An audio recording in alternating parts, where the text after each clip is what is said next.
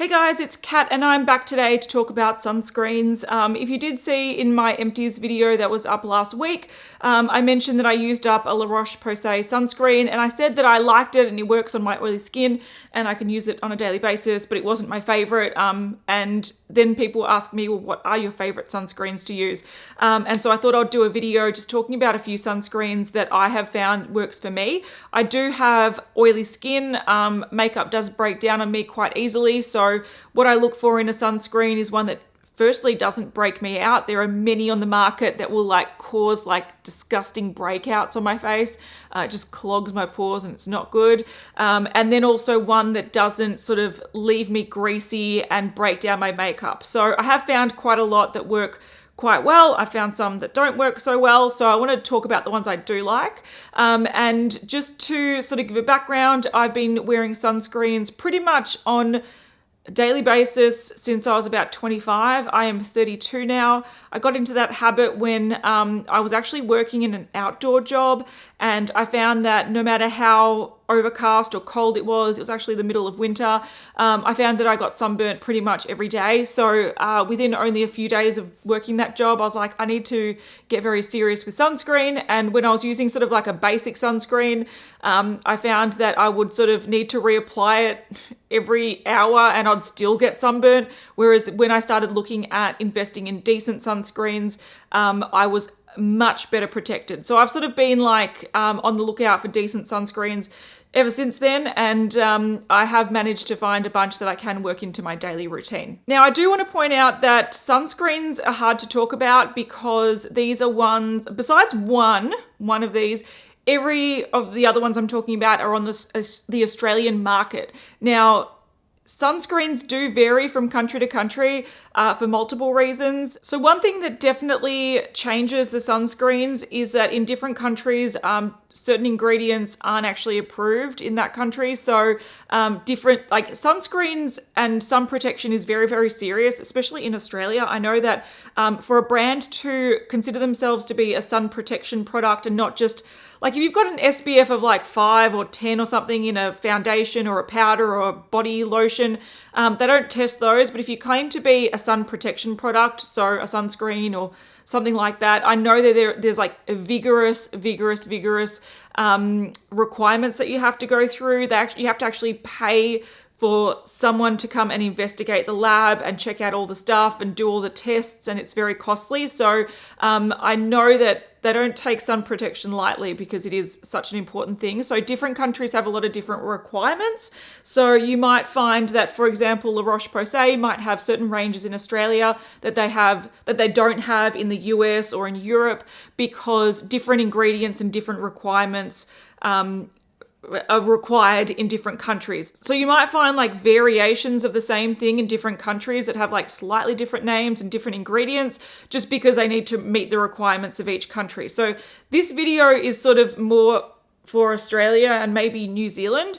And I also want to point out that the UV for different countries are different as well. So we live near the hole in the ozone layer. So if you're familiar with Australia or if you've come to Australia, you will know that getting sunburn is very easy to do. It's much more likely than most places in the world. So you are more inclined to burn than you are to tan. And also we've got really high skin cancer rates. So our UV, since we're near the hole in the ozone layer, our UV is a lot stronger and we burn a lot faster. So our sun protection has to be stronger than other countries. So when you look at an SPF product of 50 or 30 in Australia, it's generally actually going to be a lot stronger than the 50 or the 30s in other countries because we need it to be stronger to work in our environment. So if you're not familiar with how SPF works, it's just a term, it's sun protection factor. And so, for example, if you have an SPF of 10, then theoretically, if you use that the sufficient amount and you reapply as often as you're supposed to, you can actually stay in the sun 10 times longer without burning than if you had no sunscreen. So that's how SPF, the term, works. And because in the US you might be able to stay out in the sun, say, 10 times longer, that protection might only make you stay out in the sun 5 times longer here without burning. So that's why our SPF has to be very strict. So for example, if you look at something like the Dermalogica, which I'll talk about soon, that has an SPF of 50 in Australia, this actually might be the equivalent of like SPF of 70 in Europe or in the US. This is more Australian labeling. Okay, let's talk about the one that I'm currently using, and I just mentioned it. So it's by Dermalogica. This is actually a really good product, and I highly recommend it if you don't like thick, greasy sunscreens, but this is expensive. It is what it is. Dermalogica is like quite an it's not luxury prices, but it's definitely expensive active skincare prices. This is the Dynamic Skin Recovery, and it's SPF 50 broad spectrum. So even though this is broad spectrum, which means that it protects UVA and UVB, it says that it's UVA high protection. So it seems like the main protection in this is UVA. Now UVA, the simple way to remember it is UVA sort of protects against aging, and UVB protects against burning. So this wouldn't be great if you're going out in the sun and you were going to the beach. Like, it would work on a daily basis, but it's not sort of super designed for the protecting you from burning. It more protects you from the rays that sort of go deeper and create aging. Now, this is fine on a daily basis, but like I said, if you're going out, you're going to a music festival, you're going to the beach, you're going to the park, you would need something that is SPF 50 in both UVA and UVB. What I do like about high UVA is that I find that it generally is easier to wear. It's not as thick and greasy. It's better on sort of like a daily basis where you can just, pop down to the shops, or you're going to work, or you're sitting in your car. This is sort of enough for that. Very, very comfortable. It's just like a moisturizer type product. And I love using it. It blends in really easily. And it's super lightweight and really, really nice. Like I said, not cheap, but a really good everyday thing. And it does, like I said, it does have broad spectrum, so it does have UVB protection as well. But from what I gather from this, it's not SPF 50. But I do recommend this to people who want to start using high SPF in their daily routine, because this just feels like a moisturizer. It's got no white cast, and it's also got really good skincare benefits. So I really like using this. You can also see on the side like where I'm up to. So it's an airless pump. And I'm going to be sad when I use that up because it's not a cheap one to replace. Another product that is similar to that one, so it's broad spectrum, so it's got UVA and UVB, but it's mainly high UVA, is by La Roche-Posay. Now, I have used this. I don't currently have it at the moment, but it's a much cheaper version than this Dermalogica one. And once again, it's very, very lightweight. It's easy to use every day. And if you are the type of person that is mainly in your office or mainly at home, not really going out in the direct sun much, UVA does sort of protect you from the rays that are coming through the glass and does actually age you. So you do need some protection when you're still at home, but sort of UVA is the one that I think would make more sense than UVB protection. And so this product that I like is the Uvidea XL SPF 50 Melt-In Cream. So once again, this does have broad spectrum, but it's mainly high protection UVA. This one is cheaper.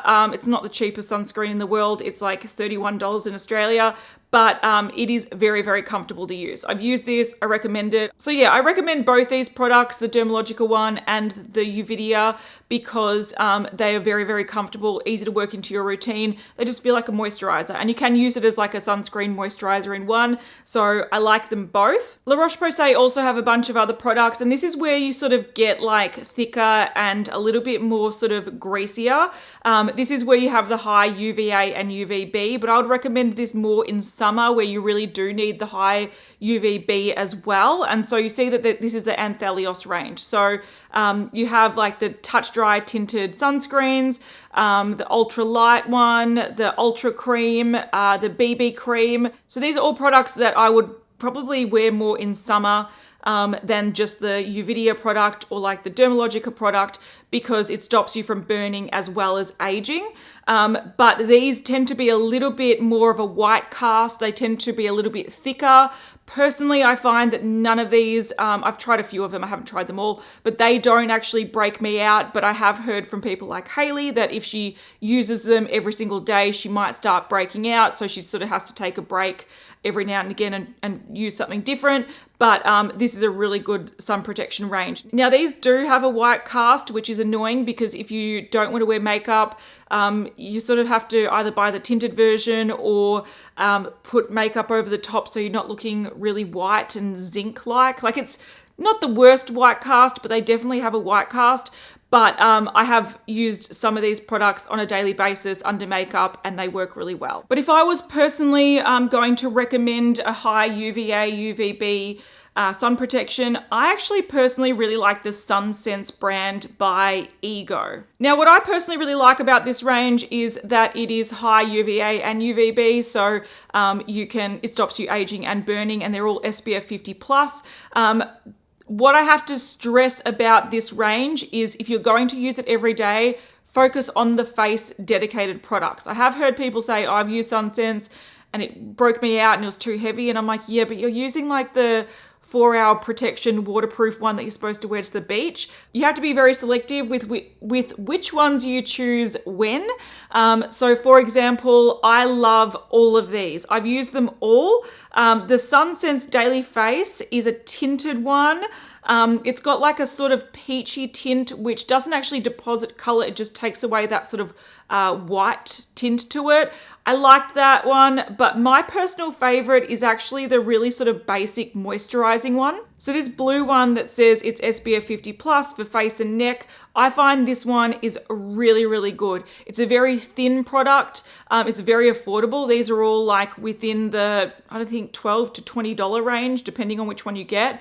You get a lot of product and it, like I said, it's very thin. The moisturizing one is a white color, but it sort of melts into the skin really easily. So I really like this one, and I personally have repurchased this one a few times, and this has replaced me going back to La Roche-Posay. So I find that it does a really good job. It's very comfortable. It's easy to wear under makeup, without makeup. And I even got my partner onto this. He has these at work. So when he's like riding his bike home and stuff, he applies this. So I really like that one. Also in the range, you can get an anti-aging one, which is good as well. It's a little bit more expensive. It's got more anti-aging properties in it, but it also very thin, white, but no white cast, or very, very minimal white cast if there is one. And there's also the anti-aging face matte. Now I have tried this one. This one also has that tint, so it's an invisible tint. So if you were worried about any white cast, this one sort of has like a more pinky nude tint. So when you do apply it, it just takes away any white tint. Now for me, the other ones that don't have the invisible tint, I don't notice any white cast, but I guess if you have much deeper skin, it might look a little bit ashy on you and you might want to go for one of the tinted ones. But this whole range I think is brilliant. If I was going to the beach, I'd probably use some of their more heavy duty waterproof sunscreens on my body and so forth. But these face ones I really like. I think they're really affordable. I've tried them all. I've repurchased a couple of them, and it's sort of like my go-to sunscreen if I want a good affordable one that works and is comfortable and doesn't break me out. I think these are great. Another one that I really like, and this is not one that I can find in Australia, which is annoying. I'd really like it to come to Australia, but you can easily buy it online. This is actually by Biore, which is a brand that's in Australia. We just don't have their sun range, but this is the Aqua Riche or Aqua Rich, and it's the Watery Essence. So this is a Japanese one and it's great. This is more like a gel product, like a hybrid gel moisturizer texture. It's not just a gel that comes out. It sort of reminds me of like a silicone primer, but it's not. But this is a good product. It works really well. It's very comfortable, very thin to apply. You won't notice it under your makeup at all. So once again, this is an SPF 50 plus, but that is an SPF 50 plus in Japan. So because in Australia, our UV rays are stronger, like I said before, this would probably be more like the equivalent of like an SPF 30 plus, but it's a really good product. Now, because this is so thin, once again, I probably wouldn't wear it to the beach or to a music festival. This is more of a daily basis, easy to work into my skincare routine. I've got some protection, not a problem. It's a really easy product to use. And this is my backup because I used another one. I really enjoy it. So love it. Great product. Okay, so those are the sunscreens that I personally like to use and I find I've had no issues with when it comes to breaking out, breaking down my makeup, being too greasy, being hard to incorporate into your skincare routine. I find these all really, really easy. And essentially what I just do in the morning, like I wash my face, I moisturize or put on my serum or whatever I need to do, and then I put on my sunscreen over the top of that. So once it's sort of like my skincare has sort of settled in a bit, I go on top with my sunscreen. And if it is something like the Dermalogica one, which I've got here, this has all the sort of skincare benefits of a moisturizer. So I tend to wash my face, put a serum on, and then just put this. So it just depends on the product, how it works, what skincare benefits it offers, and if you feel like you need an extra moisturizer or not. But these generally do have, like the face ones generally do have skincare benefits in it as well. They're not just sunscreen most of the time. Now, if I was going out and it was a sunny day, what I do, and this is not recommended by this is not the directions of this, but I do it anyway. Since these sunscreens are for the face, and the way sunscreens work is they start to break down and the protection loses its effectiveness after a few hours. If I was putting this on under makeup and then I was like, shit, I need to reapply because I'm actually going out somewhere where it's very, very sunny, I actually just bring along one of these guys. So this is a spray invisible sunscreen. This is by Banana Boat and it's a sports cool zone, instantly cools and refreshes, SPF 50+. So this is one of those sort of beachy ones. It's a waterproof one, so 4 hours water resistant, sweat resistant, broad spectrum. It's got all that kind of stuff. So this is not one that I would recommend using on a daily basis because it's one of those ones that I could see that using it too often would sort of cause breakouts or be a bit heavy. This is more of a heavy duty one. So I bring this along with me, and if I'm going to be out and about and I'm worried that I'm going to start burning, whether it be like on my shoulders, on my face, I actually use this sort of like a setting spray. Now, it's not recommended to do that, and it actually works really well. So if you're worried about not being able to touch up your sunscreen because you've got your face and makeup on, do look at an invisible sort of high protection spray.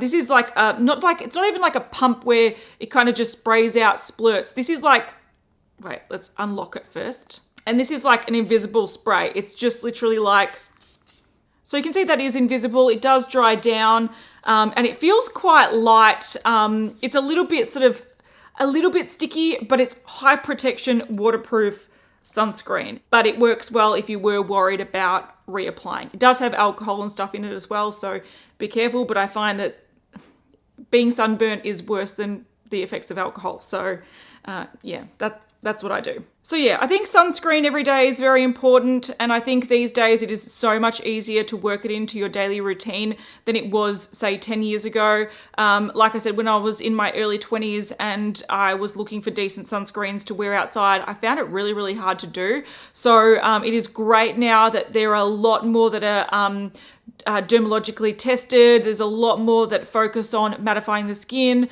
stopping breakouts, etc., because back in the day, sunscreens were thick, they were white, they were sticky, and they would wreak havoc on your skin. These days, there are a lot of better ones out there. There are some that are really great skincare sort of benefits and stuff like that, and you can easily work it into your daily routine, but they often come with a higher price tag. But if you want some more affordable ones, like the Sunsense ones, those are great as well. Like I said, I've used every single one of them, and once I use up these, I'm just gonna go buy more because they're great. All right, guys, hopefully that was helpful to some people. I know it's quite limited with who it would be helpful for, but if you do live in other countries and you have great recommendations for everyday sunscreens that have high SPF, broad spectrum, won't break you out, won't make you oily, won't leave nasty white casts and so forth, do leave them in the comments for other people because they do vary from country to country. So yeah, hopefully that's helpful. I'll see you guys next time. Bye.